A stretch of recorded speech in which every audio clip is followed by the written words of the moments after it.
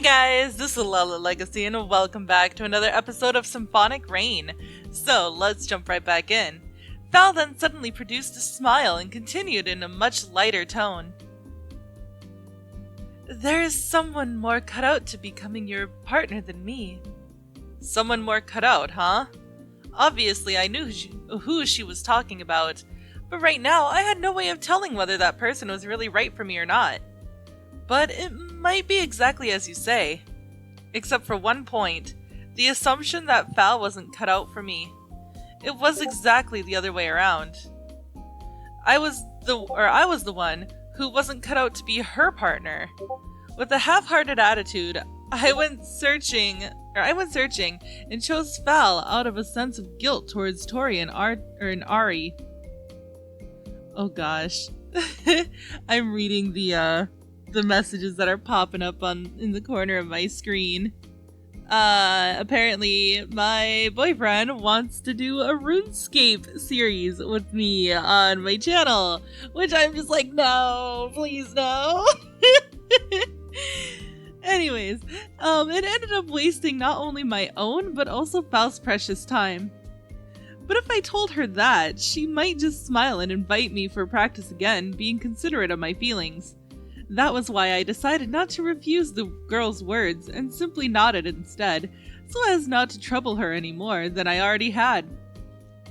So it seems you realize it yourself. I guess. You guess, huh? Okay, that's also one of your habits, isn't it? So it seems. Did Torta tell you that too? She didn't answer my question. Instead, she began to gather up her score sheets from atop the music stand.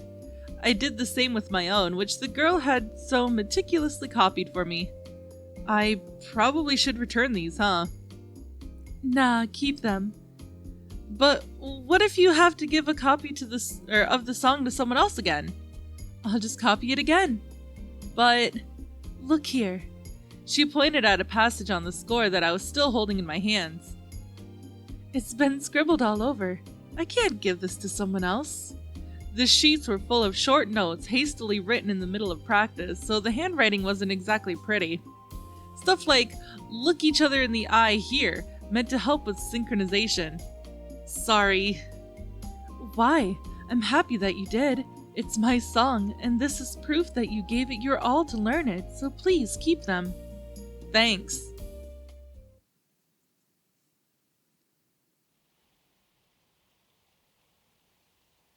I returned home, let Forney in on the events of the day, then took out the score from my bag and gave it one last glance over. I then neatly sealed it in a box I kept my scores and notes from classes in, and never opened it again. 23rd of December. Come to think of it, this will be the last day of practice at school, right? Forney said to me in the morning before I left for school. Yeah. So, did you get a partner? Not yet. Hey, didn't you have to decide before Natal? Or Natalie, maybe? Assuming my partner would be a senior vocalist, then yes. Then, do you have a candidate who isn't? Any leads? In a way, Miss Cordell said she'd arrange someone for me. I knew it. Why didn't you pick Torta? Because of Ari? Yeah. But didn't Ari say she wanted you to partner with Torta? So she wrote, but the problem's on my side, I think. You didn't do it out of concern for Ari? That too, but I mostly just didn't want to get too closely involved with Torta. Haven't you two been together since you were children? You weren't confident that you could keep your distance from her? You're sharp. That's probably exactly it. Well, I suppose that's reasonable, so what now? Now I'm hoping that the person Miss Cordell will introduce me to is some boy I don't know. Oh, really? Well, whatever suits you. I'll consider what to do after school today. Okay, see you later then, Forney said somewhat offhandedly. But she was probably disappointed in me for still being so half-hearted about all this. Not surprising, considering I was starting to get sick of myself as well. Okay, I'm off. Forney was already back to staring out the window and just silently waved me off. Yeah, she's disappointed. Good morning. Good morning. I arrived at about the same time as usual, but today Miss Cordell was already there. Today would be your deadline. Did you find a partner? No, I'm sorry. I was afraid of that. I will decide for you then. Any objections? No, I'm not in any position to complain. Then wait here for a moment. I will bring over your partner. Wait, right now? We have no time to lose. This person has already been informed. What would you have done if I'd said I'd gotten a partner just now? I already knew that you hadn't. I only asked to be sure. Huh? She gave me a resigned smile, then stepped out into the hallway. To think she already had someone waiting for me. I wonder if we would get along. With such hopeless thoughts in mind, the door opened again several minutes after Miss Cordell had left. Sorry to keep you waiting. Don't mention it. Trailing behind her was a figure I knew all too well. You're so hopeless. I offered myself up. Torta. Taking your disposition into consideration, I judged her to be the best choice. Considering your disposition taking your disposition into consideration. I'm having such a hard time today. I judged her to be the best choice for you. Any objections? None. Good. I suppose we should start rehearsing right away. Indeed. Sight reading was your forte, right? I arranged Torta's piece to make it suitable for a foretell. Practice that piece from now on. Yes, ma'am. Chris, be thankful to Tortanita, sorry. Also, Tortanita. Yes, ma'am. I will be watching your performance today, so if you have any questions, ask them. That way, you will be able to practice efficiently at home as well. Understood. Chris, anything to say? Thank you very much. Don't mention it. Now, let's begin practice. Get ready, you two. You will be watching until the end of the day? How long is that? Until noon? Wrong. Oh, excuse me. I meant it the way I said it. I canceled all of my other lessons today. Are you serious? Do you still not realize that your situation is just that bad? I do, but... Don't worry, Asino was glad for one. That doesn't surprise me. All of my other pupils were fine with it as well, of course. Don't worry, I will be watching over you all day today. Thank you very much, and Torta... I faced Torta to express my gratitude once more. Thank you. It means a lot to me. Torta smiled and shook her head a few times. Did I mess up somewhere? I don't think I did. We continued practicing until late that day. It brought me a conviction that everything had finally been settled. It wasn't like I didn't want to partner with Torta, but like I told Forney this morning, I just didn't have the confidence. I couldn't ever tell this to anyone other than her, though. Miss Cordell had watched over our performance with a meaningful smile on her face. After a full day of practice, our performance had become pretty solid. Tomorrow was going to mark the start of a busy period. I felt a bit guilty to Torta, as this hadn't been the path I had chosen for myself. But I had gotten used to this feeling of guilt. I knew I had been hurting her, and that I would probably hurt her again in the future. In the end, my mind was only on a single girl. And the name of that girl was Arietta, not Tortanita. That was all there was to it. Or so I convinced myself.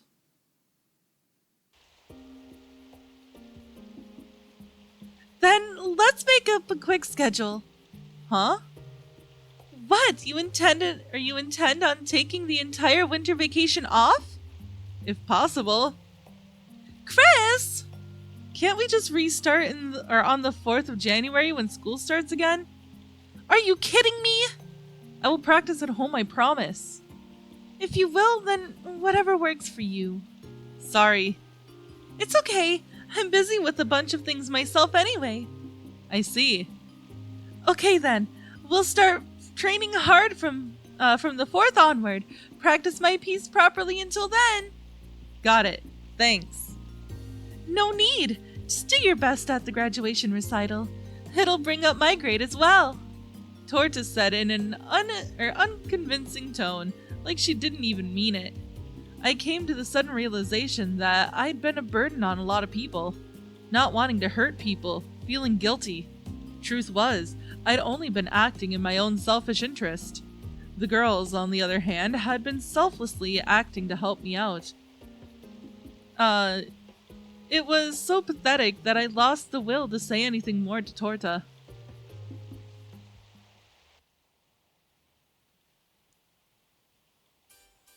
So, you ended up with Torta after all, Forney said, rolling her eyes. She never touched on the subject again after that.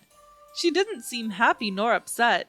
She just sighed and smiled as though forgiving me for everything. I had the feeling I'd seen a lot of people smile at me today, but in my mind, they were projected as ridiculing sneers. That's because they probably were. 25th of December. Oh, it's Christmas. The morning of Natale was quiet. Torta had been set to become my partner, and I had abandoned practicing her piece. She being so busy with so many different things was sort of what saved me. You're awake. It's pretty early for you. I guess. I thought Ari wouldn't come this year. Why didn't you wake up so soon? Or why did you wake up so soon? I glanced at the clock. It was only 8 in the morning. Every year, Ari would take the night train and arrive here around this time. I wondered if that custom caused me to wake up so early. Ever since I became a senior, I had never awakened at such an early hour. My eyes opened themselves on their own accord. I'll just go back to sleep. There you go again! If you're awake anyway, why don't you play your fortell or something? Forney said cheerfully. Was she kidding me? Or maybe she was just trying to cheer me up for being alone on Natale. Or so I thought. When I got up to get something to drink, there was a sudden knock on the door. Who could it be? Dunno. Coming! I shouted and quickly put on some clothes. Sorry to keep you waiting. Long time no see. Huh? Ari! Oh, she's so pretty! I came to visit. Did I surprise you? Arietta? Did you forget me? It has only been a year, you know. Of course not, but... I know I wrote I wouldn't be able to make it, but I worked extra hard and was allowed to take the last day off. Really? That's great! Sorry for coming unannounced. I hope you didn't have any other plans. Of course not. In fact, I was just thinking about how to spend the day on my own. I see. Thank goodness, or saying that might be a little unfair to you. No, it's okay. I'm glad you came. You must be cold. Come on in. Okay, thanks. It was kind of cold outside, so I decided to let Ari in my room first and to continue talking there. Huh? I thought she wouldn't come. Ari, you can use this towel. I tossed Ari a brand new towel, which was clumsily caught in her arms. She then proceeded to thoroughly dry her hair with it. I used that opportunity to bring my face close to Forney. She worked extra hard and got the day off, so she came to visit me.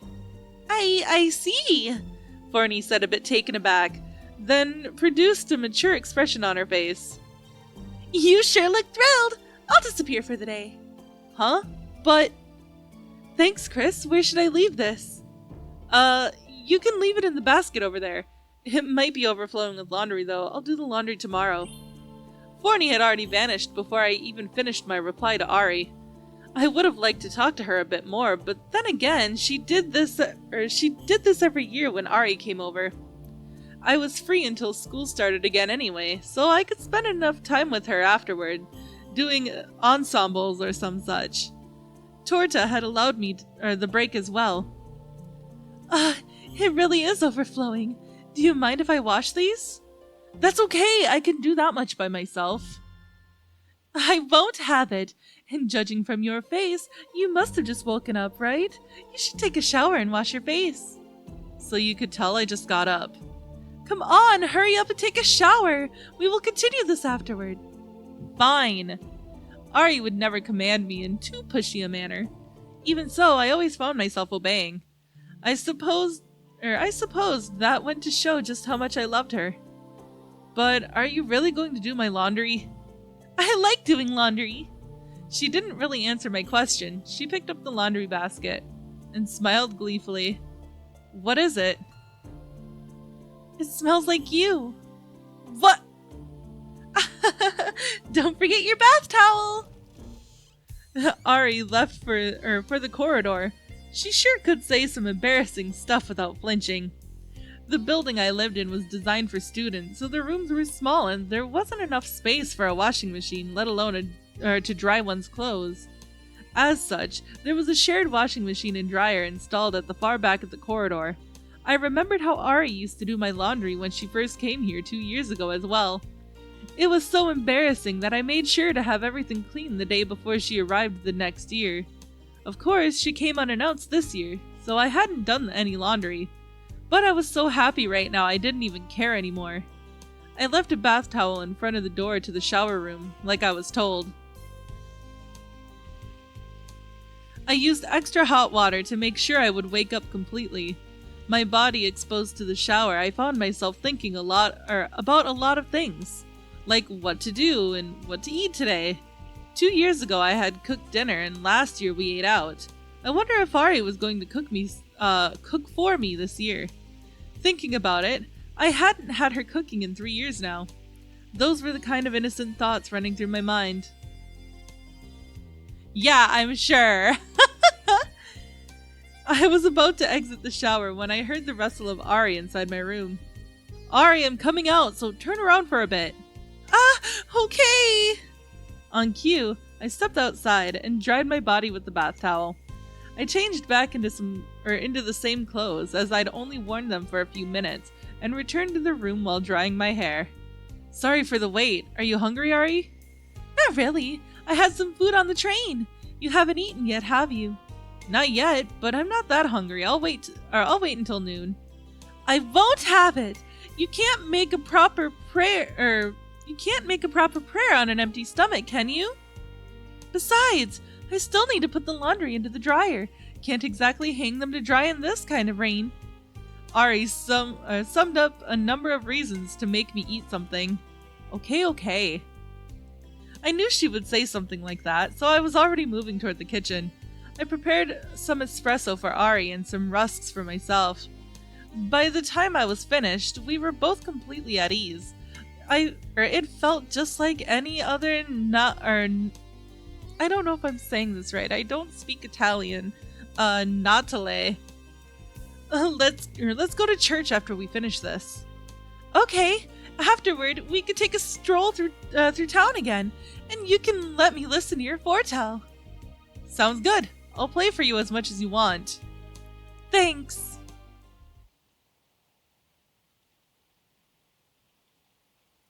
Before I realized, we were holding hands.